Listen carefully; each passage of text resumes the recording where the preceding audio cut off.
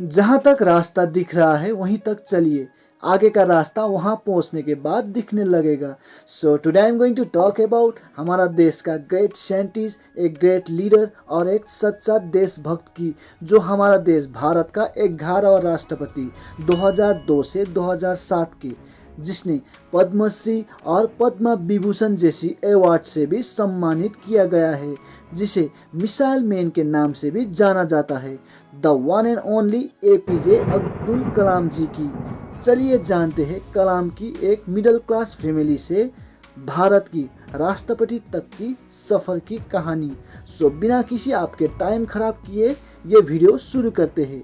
Let's get started.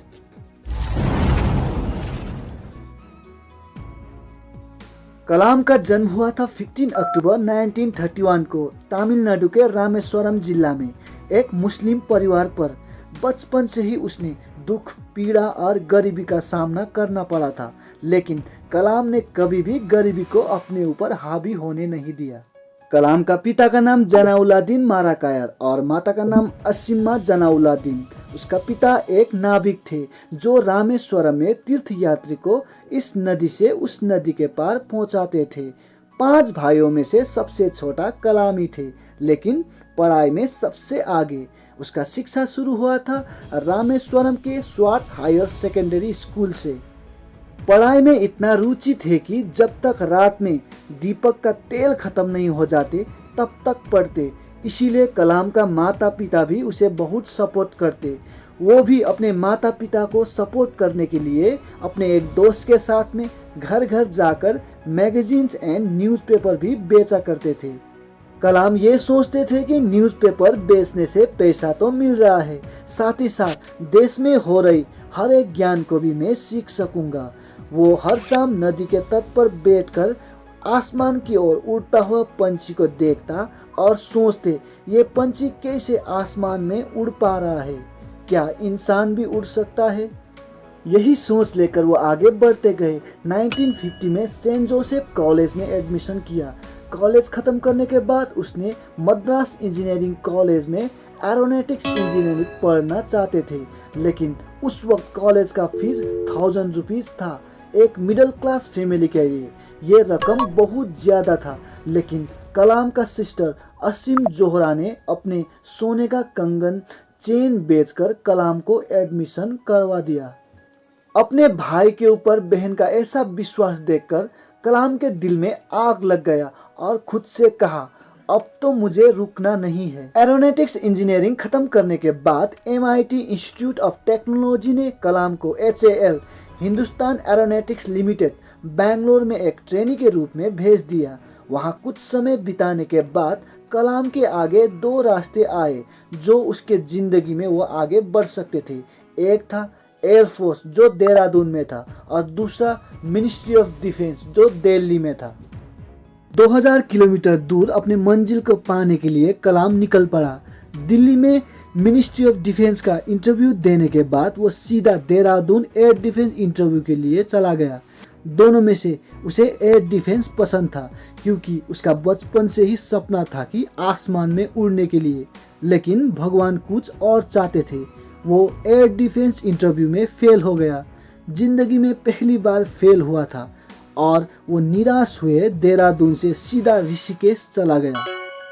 Ganga नदी में स्नान करने के बाद कलाम सीधा पहाड़ियों पर गुरु शिवानंद के आश्रम पर चला गया। वहाँ कलाम ने अपने सारी मन की बात गुरुजी को बताया। उसने बताया कि मेरी ख्वाहिश थी आसमानों पर उड़ने की, लेकिन मेरा सब सपना चकनाचूर हो गया। गुरुजी ने समझाते हुए कहा, यदि तुम्हारी ख्वाहिश पूरी दिल और शिद्दत से हो तो ये पूरी ब्रह्मांड मिलकर तुम्हारा ख्वाहिश को पूरा करने की कोशिश करेगा। बस तुम्हें अपने कर्मों पर विश्वास रखना चाहिए। में सुकून लेकर कलाम लौट आए एंड 250 रुपये पर मंथ में मिनिस्ट्री ऑफ डिफेंस के सीनियर साइंटिफिक असिस्टेंट के रूप में 3 सालों तक काम किया। 1962 को मुंबई में रॉकेट इंजीनियरिंग पोस्ट के लिए उसे चुना। उसके बाद कलाम को 6 मंथ ट्रेनिंग के लिए नासा भेज दिया गया। नासा में कलाम का मेहनत, लगन और क्रिएटिविटी देखकर सभी दंग रह गए। एक चीफ साइंटिस्ट ने तो ये भी कहा कि कलाम तुम नासा के लिए काम करो, हम इसी देश का सिटीजनशिप, साथ ही साथ इंडिया से 10 गुना ज्यादा सैलरी भी देंगे। कलाम ने ये प्रस्ताव को पूरी तरह से रिजेक्ट कर दिया और दिल में सुकून और देश के लिए कुछ करने का सोच लेकर वो इंडिया वापस आए। वापस आने के बाद समुद्र के किनारे एक चर्च में छोटा लैबोरेटरी बनाकर रॉकेट के ऊपर काम करने लगे। अगर आप कुछ सोच सकते हैं तो यकीन मानिए उसे आप पूरा भी कर सकते हैं। ट्रांसपोर्टेशन का उतना सुविधा नहीं था, लेकिन कलाम ने हार ना मानते हुए साइकिल और बैलगाड़ी में रॉकेट का पार्ट्स लेकर एक रॉकेट तैयार किया और 1963 में इंडिया का फर्स्ट रॉकेट तैयार करके लॉन्च भी किया। 1969 में ISRO, Indian Space Research Organisation India ने डायरेक्टर के रूप में कलाम को चुना गया। उसके बाद में उसे सैटेलाइट बनाने का प्रोजेक्ट दिया। 1969 से 1979 तक 10 सालों तक कड़ी मेहनत दिन रात करके कलाम ने एक सैटेलाइट बनाया। 10 सालों में बस 2 दिन ही कलाम ने छुट्टी लिया, वो भी अपने माँ और बाप की देहांत पर। लेकिन कलाम का 10 साल का मेहनत पूरी तरह से मिट्टी में मिल गया, वो फेल हो गया। निराश हुआ कलाम को देश के लोगों ने ताने और गालियां देने में कोई कसर नहीं छोड़ा। दूसरे की बातें को ना सुनते हुए कलाम ने फिर 1 सालों तक उससे भी ज्यादा डबल मेहनत करके 1980 में हमारा देश का पहला सैटेलाइट अंतरिक्ष में पहुंचा दिया। पूरी दुनिया ये देखकर कहने लगे अब इंडिया भी साइंस एंड टेक्नोलॉजी में किसी भी देश से पीछे नहीं रहे। सब देश के लोग इंडिया आकर उन लोगों का सैटेलाइट भी अंतरिक्ष में ले जाने की मांग की। लेकिन बड़े दिल वाले इंडिया ने भी बहुत सारे देश को अंतरिक्ष में सैटेलाइट ले जाने की हेल्प किया। अब इंडिया साइंस और टेक्नोलॉजी में तो आगे बढ़ रहा था, लेकिन डिफेंस और आधुनिक हाथ हथियारों में अभी भी पीछे ही थे। उसके बाद कलाम ने दूसरा देश को नीचा दिखाने के लिए तो नहीं, बल्कि अपने देश इंडिया को और भी ज्यादा शक्तिशाली एंड शांति प्रिय देश बनाने के लिए एक सा एक मिसाइल बना के दिया। इंडिया का फर्स्ट मिसाइल बना था 1985 में, इसका नाम है त्रिशूल। उसके बाद पृथ्वी, आकाश, नाग और अग्नि। जो अपने कदमों की काबिलियत पर विश्वास रखता है वो ही अक्सर मंजिल पर पहुंचते हैं। इसीलिए कलाम को पूरी दुनिया मिसाइल मैन के नाम से जाना जाता है।